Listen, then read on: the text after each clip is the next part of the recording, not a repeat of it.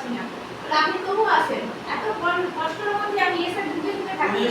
সে অ্যাপ্রেস করেন আর এই চেয়ারের উপরে মাথায় আমি বসে থাকতাম। তো ঘাম দিতেছে আর এত ঘাম এখন প্রথম লক্ষ্য এটা এখন তো আমার শরীরে প্রচুর পরিমাণে টক্সিন ঢুকে আছে সেই টক্সিনগুলো বের করতেই হবে ওগুলো না বের করলে তো আপনি রেজাল্ট পাবেন না।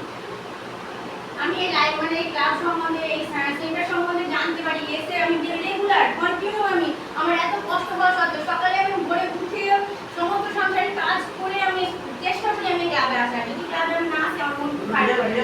রেজাল্ট আমার ডিসক্লেমার রেজাল্ট হচ্ছে আমি কোনো মেডিসিন ফ্রি লাইফ এনজয় করছি, কোনো আমার থাইরয়েডের মাইগ্রেন ইউরিন ওষুধ আমাকে খেতে হয় না, আমার যা ওষুধের জিনিস ছিল আমি সব ফেলে দিয়েছি বাইরে।